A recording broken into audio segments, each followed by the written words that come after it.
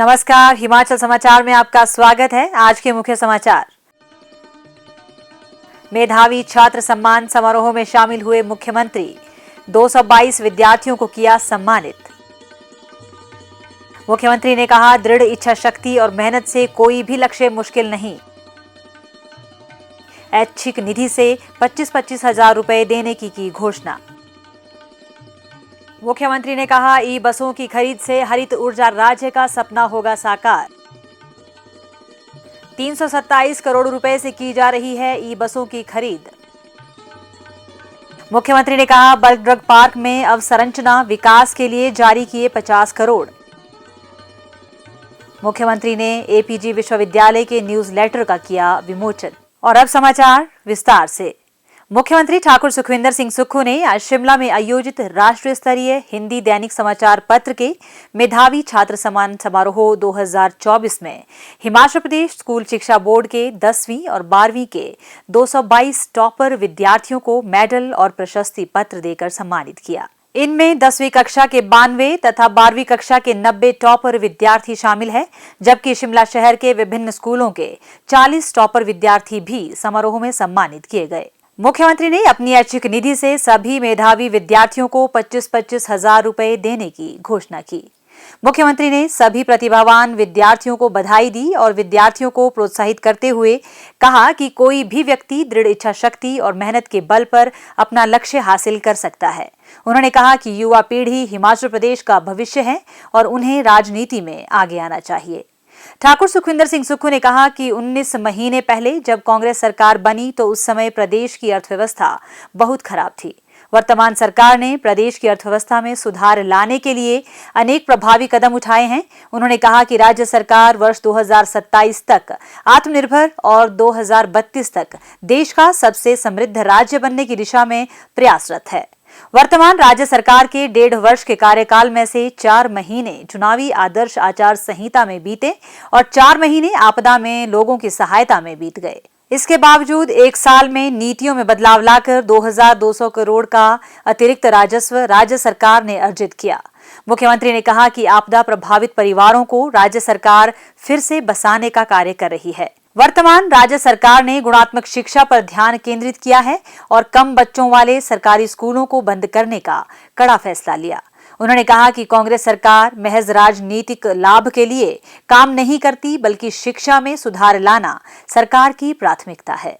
मुख्यमंत्री ने कहा, शिक्षा का मतलब टॉपर होना नहीं है। शिक्षा का मतलब ये है कि समाज में जो आर्थिक बुराई है, अच्छाई है और कैसे आप आगे समाज के बारे में अच्छा सोचते हैं और कैसे अपने आप को दृढ़ इच्छा शक्ति के साथ आगे बढ़ाते हैं, वो आत्मविश्वास अगर कोई चीज आपको देती है तो वो शिक्षा है। और आज हम शिक्षा के क्षेत्र में मैं कह सकता हूँ पिछले कुछ दिनों से 6-7 महीनों से रात दिन शिक्षा मंत्री से के साथ बैठकों का दौर जारी है।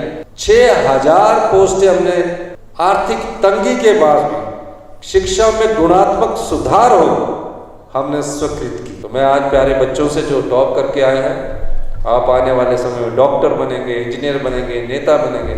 और लोकतंत्र में अच्छे लोगों का आना भी जरूरी है, राजनीति में अच्छे लोगों का भी आना जरूरी है। अगर आप लोग आएंगे तो राजनीति में और सुधार होगा। प्यारे बच्चों, आने वाला कल हिमाचल का है, आने वाला भविष्य हिमाचल का है और शिक्षा के क्षेत्र में वो दिन दूर नहीं जब आप आत्मविश्वास से खड़े होकर हिंदुस्तान में कहीं भी किसी कोने पर कहेंगे कि मैं हिमाचली हूँ और मैं यहाँ से पढ़कर आया हूँ। बच्चों के भी सुझाव है, वो शिक्षा मंत्री को भी मिलकर दे सकते हैं, मुझे भी दे सकते हैं, क्योंकि बेटा जो आपके सामने आज घटित हो रहा है उसको सुधारना भी जरूरी है और जो भविष्य की चुनौतियाँ हैं उससे लड़ना भी जरूरी है। जो प्यारी बेटियाँ हैं, जो प्यारे हमारे बच्चे हैं, सभी का बहुत बहुत शुभकामनाएं देता हूं। और हिमाचल प्रदेश की तरफ से मैं अपनी तरफ से सभी बच्चों को, जो भी 220 बच्चे जिन्होंने टॉप किया, उनको मैं 25-25 हजार रुपये व्यक्तिगत रूप से प्रेरणा के लिए देना चाहता हूँ। मुख्यमंत्री ठाकुर सुखविंदर सिंह सुक्खू ने आज शिमला में हिमाचल पथ परिवहन निगम की बैठक की अध्यक्षता करते हुए कहा कि प्रदेश सरकार निगम को आर्थिक घाटे से उबारने के लिए हर संभव सहायता प्रदान करेगी और निगम को आत्मनिर्भर बनाएगी। उन्होंने कहा कि बस सेवा सुविधाएं प्रदेश के लोगों के लिए जीवन रेखा का कार्य करती हैं, क्योंकि प्रदेश में परिवहन का यह मुख्य साधन है। हिमाचल पथ परिवहन निगम लोगों को सुलभ और सुविधाजनक परिवहन सुविधा उपलब्ध करवाता है और निगम के 12,000 कर्मचारी इस संस्था की नींव हैं। मुख्यमंत्री ने कहा कि निगम को हरित परिवहन प्रणाली में परिवर्तित किया जा रहा है और विश्वसनीय परिवहन सेवा के लिए निगम में इलेक्ट्रिक बसों के बेड़े को शामिल किया गया है। वर्तमान में निगम की 110 ई बसें और 50 ई टैक्सियां कार्यशील हैं। इसके अतिरिक्त निगम को आर्थिक घाटे से उबारने की दिशा में सुधार किए जा रहे हैं।